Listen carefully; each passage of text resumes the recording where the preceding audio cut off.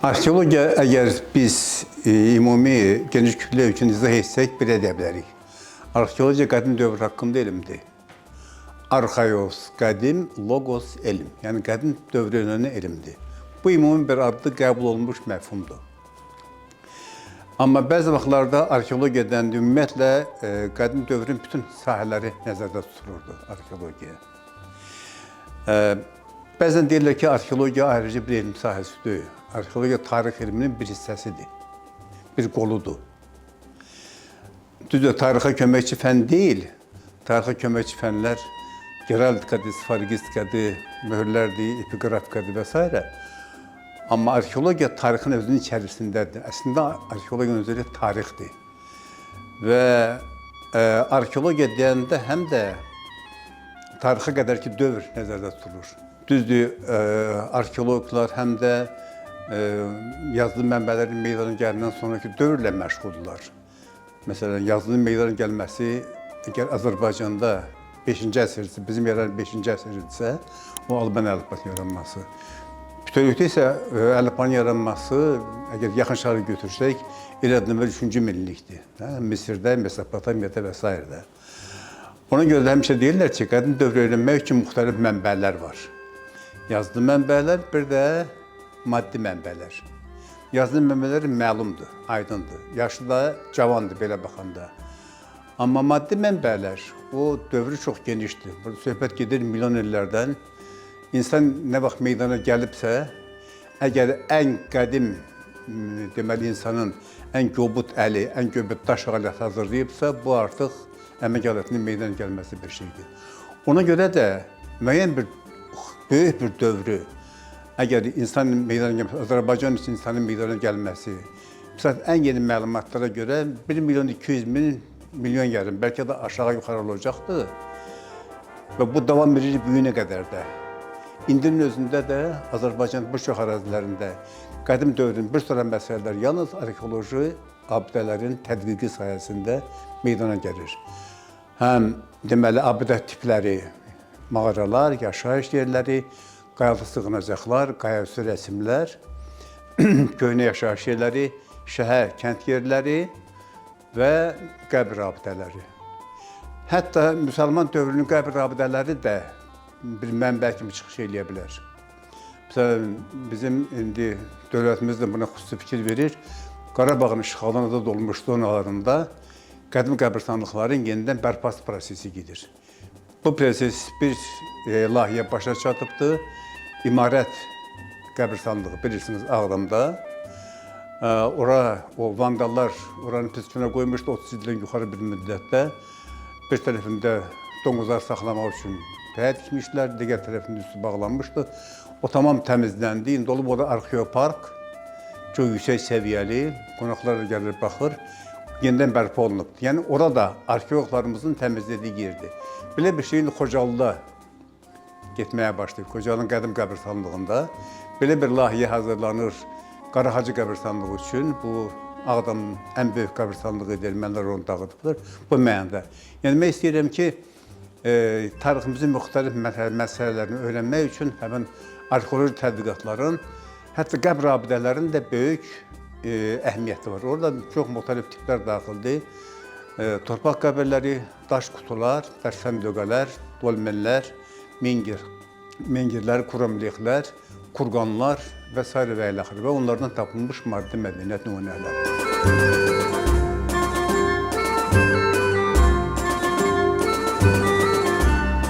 Məsələn, mən cavan vaxtı arxeologiya gələndə, mən kimi bir çox adamlar da təsadüfən gəlmişik.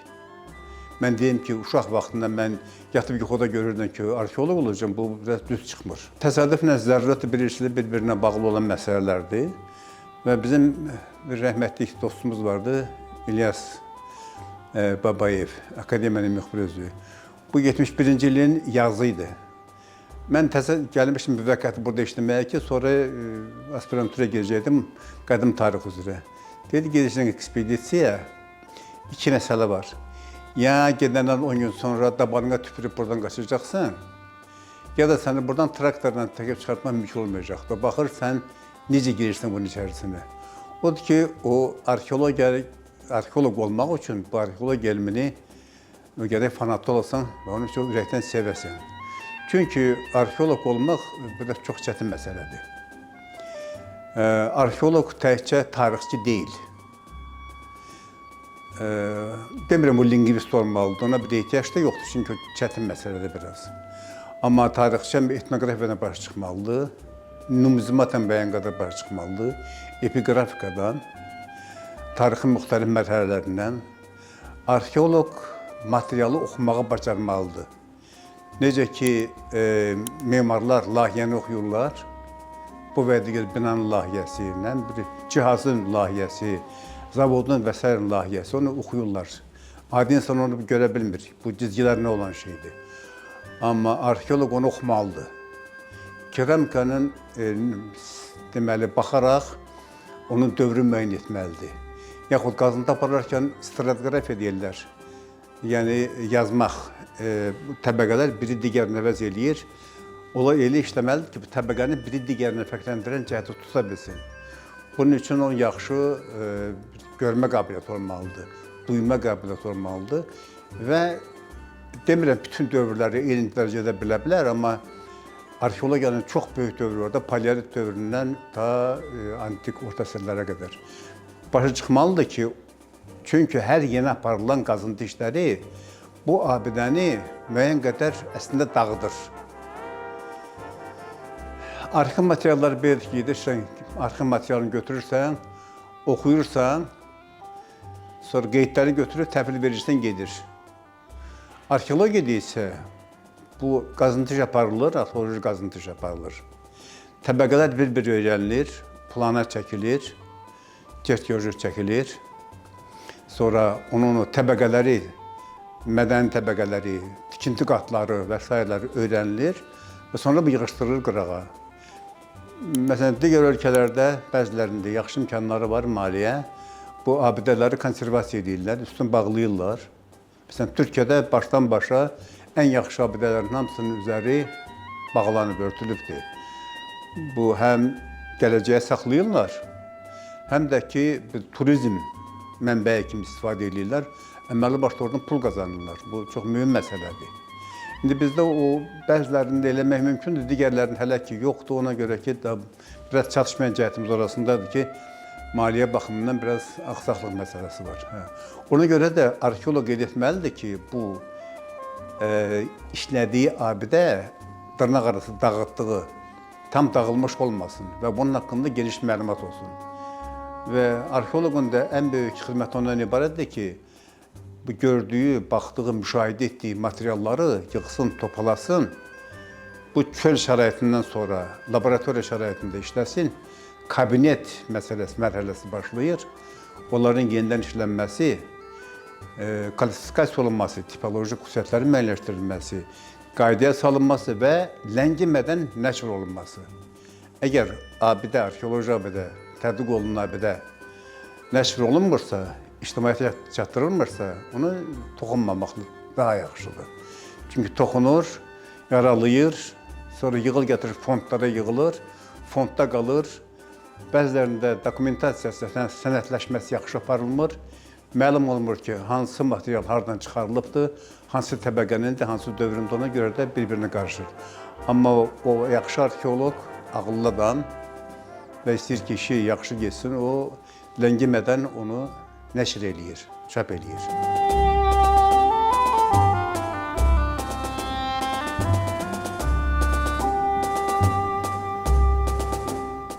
Bilirsiniz, arxeoloqu adi dəfn axtaranlardan fərqləndirən çoxlu cəhətlər var. Ən mühüm cəhət orasındadır ki, arxeoloq var dövlət axtarmır. O fakt axtarır və faktlardan çıxış eləyərək tarixi təzədən bərpa edir.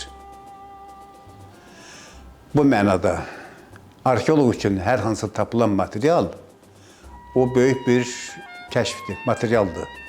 İstəyirsən bütöv qablar olsun, keramik qab, istəyirsən onun hissələri olsun, fraqmentləri olsun və s. Yaxud silah nümunəsi olsun, əmək alətləri nümunəsi olsun və s.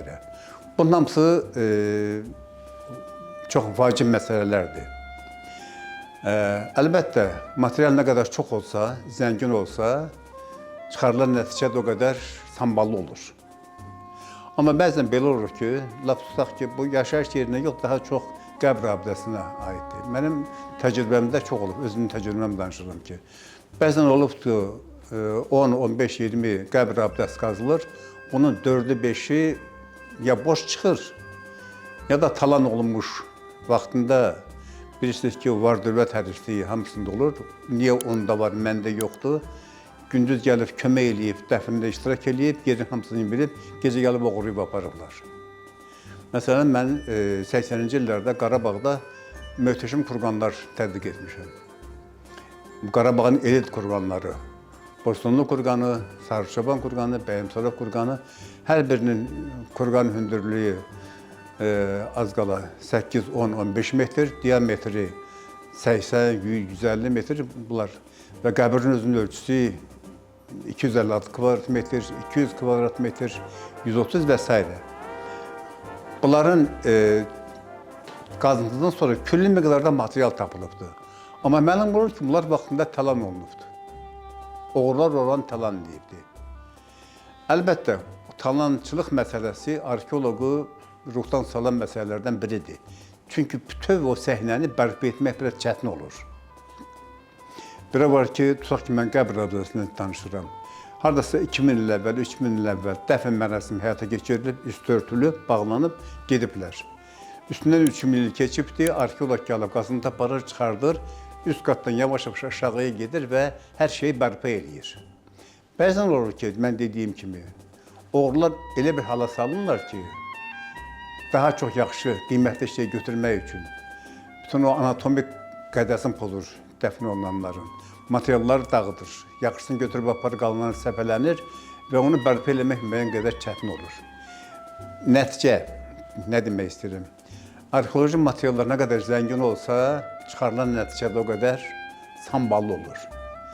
Lakin arxeoloqun bacarığı orasındadır ki, o az informasiyadan əldə etdiyi mənbədən yaxşı nəticə çıxarda bilsin.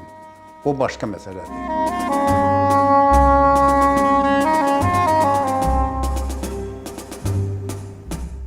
Sizin köməkliyiniz vasitəsilə çəkilişlər aparılır, qazıntının gedişi gözəl şəkildə verilir, televiziya ekranlarına çıxarır və s. və çox cəlbedicidir.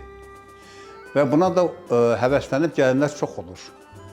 Sonra gəlib baxırlar ki, burada bunun arxasında toz, torpaq, külək, yağış, qar, soyuq, iş şəraitinin pis olması, mənzil şəraitinin zəif olması, əmək haqqının aşağı olması xüsusilə və s. Bütün bunlar bir qismi uşaqları qorxuzdur. Və biz çox deyirik ki, niyə gələn yoxdur, niyə gələn yoxdur? Xüsusilə bu kişi xeylaqlarına aiddir ki, ailəni dolandırmalıdır, əmək haqqı aşağıdır. Heç kəsin günahı deyil, akademiyanın rəhbərliyində falandır ki, burada tarifikasiya belədir. Bu qədər marişdir. Xoşun gəlmir, get başqa yerdə. Odur ki, özlərini orada közə vurur. Amma burada kim gəlib işləyirsə, bu arxeologiyanın vurğun olan insanlardır. Bunlar üçün maddilik keçir arxa plana. Yaxşı dolanmırlar. Ən başda yaxşı deyil. Belədir, modno kurortlara da gedə bilmirlər. Amma özlərini fəda edirlər arxeologiyanın yolunda. Və çox mən sevinirəm ki, indiki halda cavanların bu arxeologiya gəlişi var. Bizdə hər il ən aşağısı 5-6, 4-5-6 cavan doktoranturaya qəbul olunur. Fəlsəfə doktoru müdafiə etmək üçün. O böyük doktoranturanı da bağlayıblar, elmlər doktoru məsələsində. Bu biraz uzun başqa söhbətdir. Amma deməli gəlirlərsə, bunlar bilirlər özləri, bunlar izah edirik ki, məsələ budur ha. Sabahdan buranı qoyub başlayacaqsan, mövzun qalacaq başına. Odur ki, demirəm ki, kütləvi axım var, amma var. Və bizim əgər institutu yoxlasan, tərkibi 250 nəfərə qədər bizim işçimiz var, haradasa bunların 60-70% cavanlardır.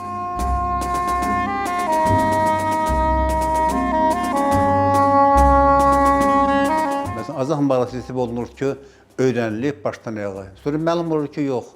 Azaq mağarasında öyrənilməli çoxlu məsələlər var. Çoxlu məsələlər var.